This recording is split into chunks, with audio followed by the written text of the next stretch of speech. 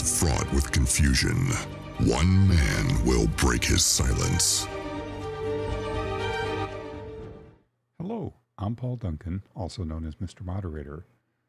As always, before we get started today, I'd like to remind you to press that like, subscribe, and ring that little bell. That way you won't miss out on any of the episodes that we're doing on moderating this month. And with that, let's get into today's topic. I've been asked by several people what tools that I use to help me moderate. And one of the tools that I use is called TextExpander. TextExpander is an application that allows you to type in an abbreviation and it will type out a string of characters called a snippet. It's not available in the App Store. I'm going to put a link in the description below that will take you to the website where you can get the application. It also has a free trial, so you can test it out a little bit, before you purchase it if you want to do that. It's not that expensive, but I use that quite frequently. And I'm going to give you an overview of it today.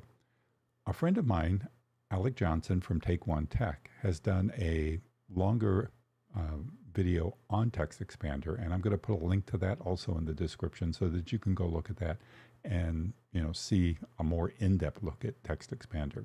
Also in the application itself, they have links to videos that they've done and helps things that you can watch that gives you a very deep dive into TextExpander and some of the more advanced features that it has. So with that, let's go over and take a look at TextExpander.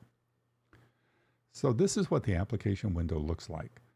And there are pre-seeded items in the public section that it comes with. So one of the neat things with it is that you have to type the date in frequently. And like many of us, you don't even remember what day of the week it is. If you type apostrophe D and 0, helps if you type the right letters, D0, it puts the date in. Say you want to put a date in that's 5 days in the future. You do apostrophe D and the number 5. Now you've got 5 days in the future. You can do the same thing with apostrophe D minus 5, and you get 5 days in the past. If you need to type numbers in a 0 or a circle, you can type in 3 O's and say a 9. O's, not zeros. 1, 2, 3, 9. And you get a 9 in a circle.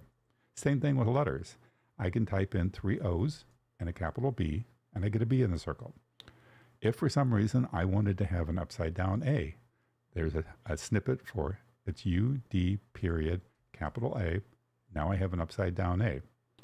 If I wanted to type the sign for Leo in, I can do colon, L-E-O, colon.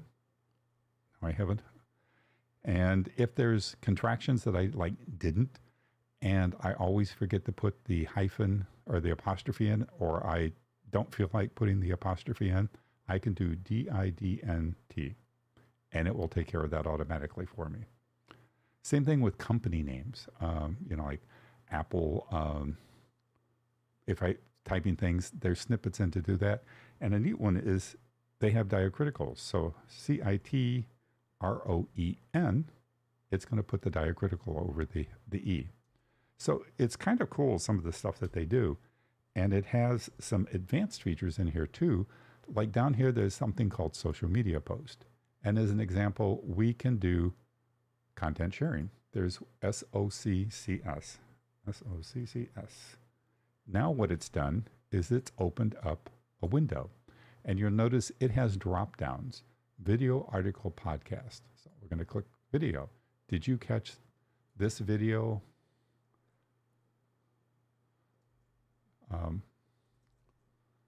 Mr. Moderator on moderating, great insights, and then I can put the URL to the rub here, the URL. TextExpander works really well when you type the words and things in right, perfectly. So, part of the problem is the brain behind the keyboard sometimes. So once I've typed all the information and I hit OK, you'll notice over here it says, did you catch the video, Mr. Moderator, on moderating? It has some great insights. Take a look at it, the URL. So you can create things to fill in blanks, letters, salutations, you know, the endings of letters, different things like that. You can even do symbols. They have symbols in here, lots of different things that are built in. And I'm going to take you into how I use this.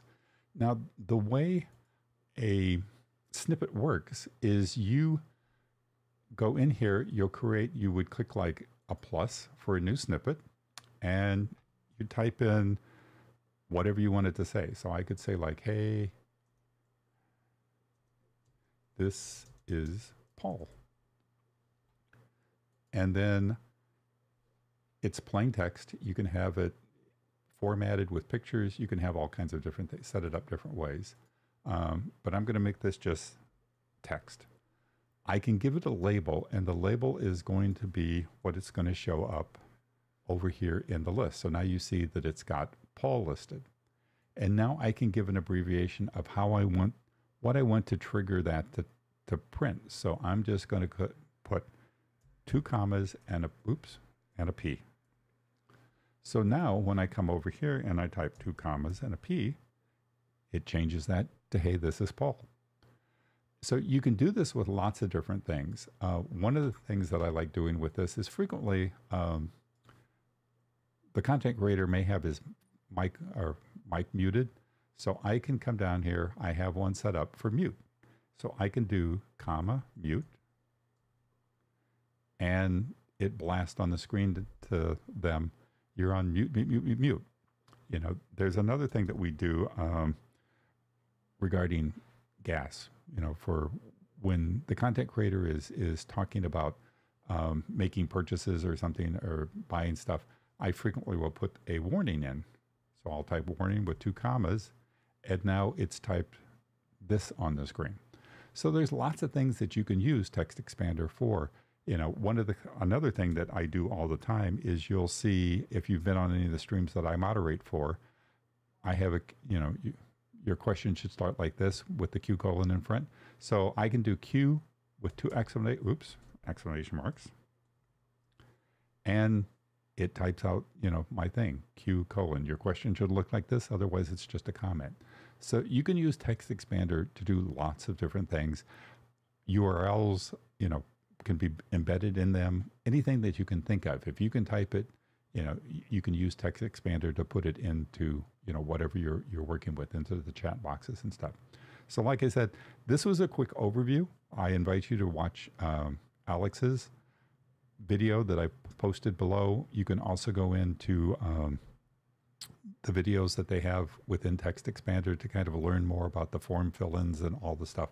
There's a lot of really great features in TextExpander. It can be used for tons of things to speed things up. So I just wanted to go into it, give you a brief overview, and let you know one of the tools that I use. Another one that I'll be talking about in a future episode is my Stream Deck that I also use. And there's some pluses and minuses to the Stream Deck. And it's possible to use both of them, and even in some ways use them in combination. And we'll talk about that in that stream. So again, I hope this has helped you and you've gotten something out of it. If you want me to go into more depth on something, please let me know. We'll bring it up. I can answer any questions for you. If there's a topic that you want me to cover, put that in the comments below and we'll cover that. Whatever you need, I'm here to help you. Just ask. And with that, thank you for joining us, and we'll see you on the next stream.